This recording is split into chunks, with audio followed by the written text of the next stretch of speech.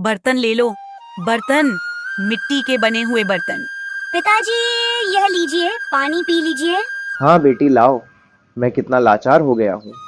एक बेटे का काम होता है घर का देखभाल करना और परिवार की सारी इच्छाओं को पूरी करना, लेकिन मैं इतना अपंग हो चुका हूँ कि मैं अपने परिवार की मदद ही नहीं कर पा रहा हूँ। ऐसा मत बोलिए पिताजी, यह तो बस समय का खेल है जो हमारे साथ खेल रहा है। आप अगर ठीक होते तो मुझे पूरा यकीन है कि आप हमें मुश्किल में नहीं डालते। पर बेटी, तुम कब तक मेरा ध्यान रखती रहोगी? मेरी वजह से तुम शादी भी नहीं कर रही हो बेटी। अगर तुम शादी कर लोगी तो तुम्हें ऐसा जीवन जीना नहीं पड़ेगा। नहीं पिताजी, मैं आपको इस हालत में नहीं देख सकती। आप बस जल्दी से ठीक हो जाइए। अच्छा बेटी, मेरी छोटी बेटी कहीं नहीं नजर आ रही, वह कहाँ है? पिताजी, मैंने उसे बर्तन बेचने का बोला है और आपकी दवाई लाने का बोला है। वह बस थोड़ी देर में आती होगी, आप बेफिक्र हो जाइए, वह आती होगी। मैं आपके लिए खाना लगा देती हूँ। बर्तन ले लो, बर्तन, मिट्टी के बने हुए बर्तन। यह क्या हुआ? आज तो एक बर्तन भी बिक नहीं रहा है। अगर ऐसा ही चलता रहा तो मैं पिताजी के लिए दवाई खरीद ही नहीं पाऊंगी। छोटी 3-4 गांव में घूमती रहती है, लेकिन उसके बावजूद भी कोई भी उसके बर्तन नहीं खरीदता है। उसे मायूस होता हुआ घर जाना ही पड़ता है। हे भगवान, आज तो एक भी बर्तन नहीं बिके हैं और दवाई के लिए पैसे भी नहीं हैं। मैं अपनी बहन से क्या बोलूंगी, और पिताजी की तो तबीयत बहुत ज्यादा खराब है। उसके बाद छोटी बहन डरते डरते अपने घर चली जाती है। अरे छोटी, तू आ गई? पिताजी की दवाई तो लाई है ना? वह भूल तो नहीं गई ना? उनकी तबीयत बहुत ज्यादा खराब है। दीदी मुझे माफ कर दो, मैं दवाइयाँ नहीं ले पाई। मैं पूरे दिन घूमती रही। मैंने 2-3 गांव पर भी देखा, लेकिन किसी ने भी मेरे मिट्टी के बर्तन को नहीं खरीदा। आज मेरे एक भी बर्तन नहीं बिके। दीदी मुझे माफ कर दो, मैं किसी काम की नहीं हूँ। अरे छोटी, तू रो मत, आज हमारे नसीब में यही लिखा था। दोनों बहन खाना खाने के बाद सोने के लिए चली जाती, लेकिन मोहनलाल को दवाई नहीं मिलने की वजह से मोहनलाल की रात में काफी ज्यादा तबीयत खराब हो जाती है और उसे नींद भी नहीं आ रही थी।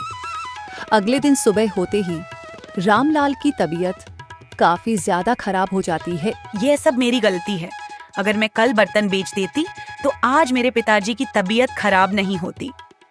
दीदी, आज मैं मिट्टी के बने हुए बर्तन बेचने जा रही हूँ और आज मैं जरूर पिताजी की दवाई लेकर आऊंगी। ठीक है छोटी, तू जा और जल्दी आना, जब तक मैं पिताजी का ध्यान रखती हूँ। तभी छोटी को सामने एक अमीर जमींदार नजर आया, जिसके 2 सेवक भी थे। यह तो काफी ज्यादा अमीर लग रहा है। इसे मैं मिट्टी के बर्तन खरीदने के लिए बोलती हूँ। यह तो जरूर खरीदेगा और मैं अपने पिताजी की दवाई खरीद पाऊंगी। सुना है क्या? आप ये मेरे मिट्टी के बने हुए बर्तन खरीद सकते हैं।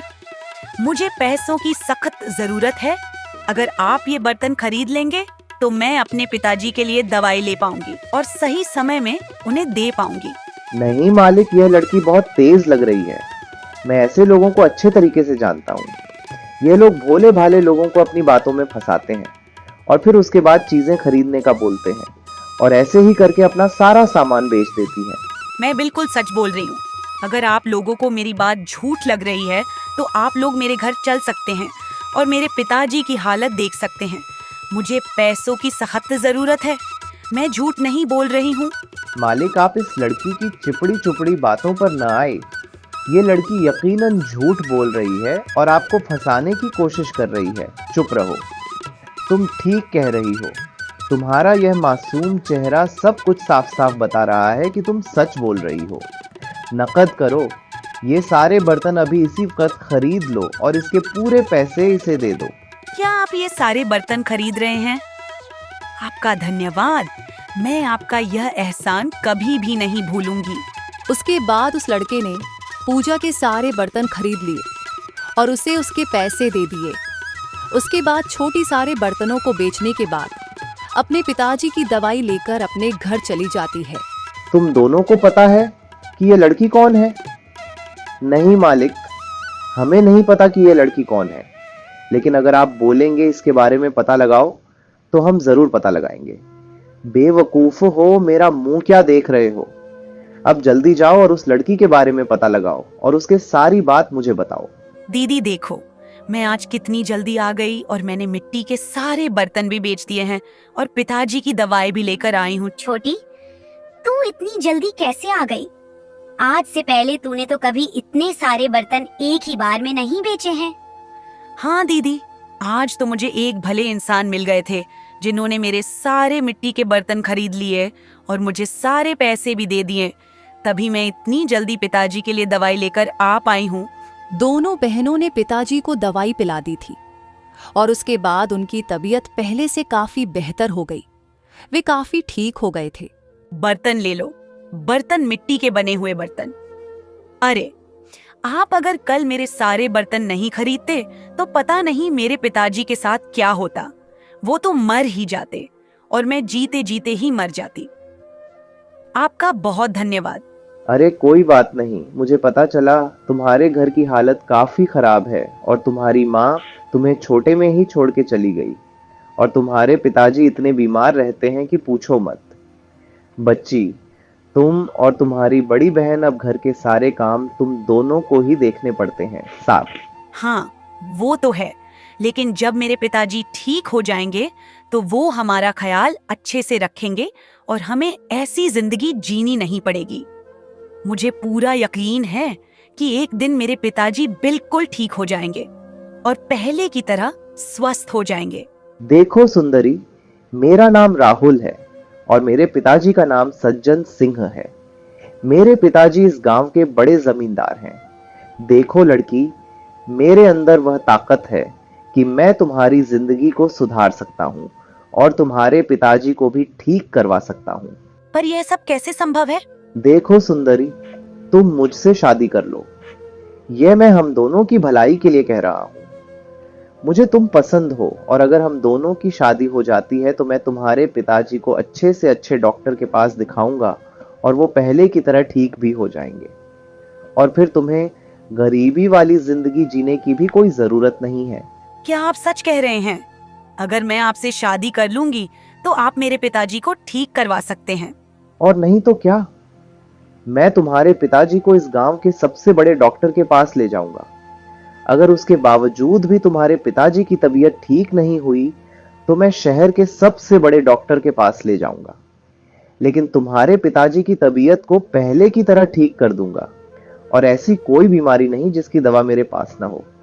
तो क्या तुम मुझसे शादी करोगी? अगर बात मेरे पिताजी की सेहत की है तो मैं ऐसा बिल्कुल करूंगी और ये काम मैं खुशी खुशी करूंगी। तो ठीक है, आज से 1 हफ्ते बाद मैं तुम्हारे घर बारात लेकर आऊंगा और तुमसे शादी करूंगा और उसके बाद सबसे पहले तुम्हारे पिताजी का सबसे बड़े हॉस्पिटल में इलाज करवाऊंगा। छोटी, क्या तू बिल्कुल सच कह रही है? क्या वो इतने दयालु हैं? वो तुझसे शादी करने के लिए राजी हो गए क्या? हाँ दीदी, वो बिल्कुल मान चुके हैं। उनके पिताजी बहुत बड़े जमींदार हैं और वो भी एक बड़े जमींदार हैं और वह लड़का भी काफी अमीर है और उन्होंने ये भी वादा किया कि जब मेरी शादी हो जाएगी तो वो मेरे पिताजी का इलाज करवाएंगे। छोटी, एक बात तो बता, तू क्या हरियालाल के बेटे के बारे में बात कर रही है जिसका नाम राहुल है? हाँ दीदी, मैं राहुल की ही बात कर रही हूँ। लेकिन एक बात तो बताइए, आपको कैसे पता कि मैं राहुल के बारे में बात कर रही हूँ? क्या आप जानती हैं उन्हें? छोटी, देख, वह एक नीच और कमीना इंसान है और उसके पिता भी एक नंबर के चोर हैं। वो लोग कमजोर लोगों को अपना निशाना बनाते हैं और उनकी जमीन हड़प लेते हैं और ऐसे ही करके वो अमीर हो चुके हैं। पूरे गांव को पता है कि वो क्या करते हैं। उनकी हरकतों के बारे में बच्चे बच्चे को पता है, लेकिन दीदी, उन्होंने वादा किया है कि वो मुझसे शादी करने के बाद मेरे पिताजी का इलाज करवाएंगे। काजल ने अपनी छोटी बहन को दूसरे कमरे में भेज दिया था और वह कहती है, हे भगवान, ये क्या होने जा रहा है? मुझे ये काम नहीं होने देना है। मैं कुछ न कुछ करके इसे रोकती हूँ। मेरी बहन जो करने जा रही है वह उसकी नजर में ठीक होगा, लेकिन वह जरा सा गलत है। वह धोखेबाज है। मुझे यह शादी रुकवानी होगी। उसके बाद बड़ी बहन काजल वहां से जंगल की तरफ चलने लगती है। तभी उसे चलते चलते सामने एक बड़ा सा विशाल पेड़ नजर आता है, जिसमें एक साधु महाराज बैठे हुए होते हैं। तभी वो काजल को रोता हुआ देखते हैं। बेटी क्यों रो रही हो? साधु महाराज के पूछने पर काजल अपनी सारी बातें साधु को बताती है। साधु सारी बातें सुनता है और कहता है, बेटी क्या तुम्हारी माँ का नाम मोना था? हाँ साधु बाबा, मेरी माँ का नाम मोना था। लेकिन एक बात तो बताइए, आपको मेरी माँ का नाम कैसे पता है? और क्या आप मेरी माँ को जानते हैं? लेकिन वो तो जब मैं छोटी थी तभी चल बसी थी, तो आपको मेरी माँ के बारे में कैसे पता है साधु महाराज? एक बात तो बताइए, मेरी माँ तो मर चुकी है, लेकिन ये बात आपको कैसे पता? वो तो काफी सालों पहले ही मर गई थी। बेटी नहीं नहीं, तुम्हारी माँ जिंदा है और वो अभी भी जीवित है। और तुम्हारे जो पिताजी हैं उनकी तबीयत काफी खराब होगी ना? हाँ साधु बाबा, लेकिन एक बात बताइए, आपको मेरे पिताजी के बारे में कैसे पता? और हैरानी की बात यह है कि आप यह भी बता रहे हैं कि उनकी तबीयत काफी खराब है। क्या उनका इलाज आपको पता है? बेटी सुनो, बहुत समय की बात है। मैं एक दिन जंगल में पूजा पाठ कर रहा था और वहां पर एक अनजान औरत आई जो कि तुम्हारी माँ थी। वो काफी भूखी थी और उसे बहुत भूख लगी थी और वो मुझसे कुछ अनाज मांगने के लिए आई थी। लेकिन बेटी मैं पूजा पाठ में इतना व्यस्त था कि मैं तुम्हारी माँ की बात ही नहीं सुन पा रहा था। मैं कई सालों से पूजा पाठ कर रहा था। तुम्हारी माँ काफी देर तक इंतजार करती रही, लेकिन उसे मेरी तरफ से कोई जवाब नहीं मिला।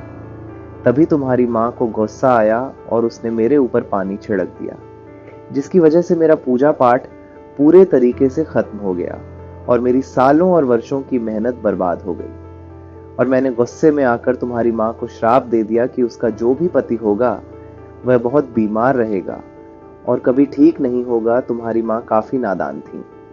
उन्होंने कहा कि उनकी शादी हो गई है, लेकिन उन्होंने लाल टीका अपने माथे पर नहीं लगाया था, जिसकी वजह से मुझे लगा कि तुम्हारी माँ शादीशुदा नहीं है और मैंने उन्हें श्राप दे दिया। साधु बाबा जी, मैं शादीशुदा हूँ और क्या अब मेरे पति वो हमेशा बीमार रहेंगे? कृपया करके यह श्राप वापस ले लीजिए।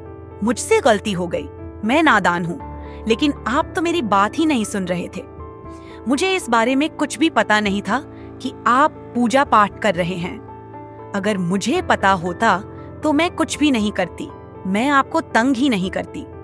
कृपया करके यह श्राप वापस ले लीजिए। 9।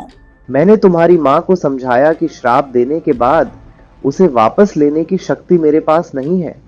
उसके लिए भविष्य में तुम्हें कोई ना कोई उपाय मिलेगा।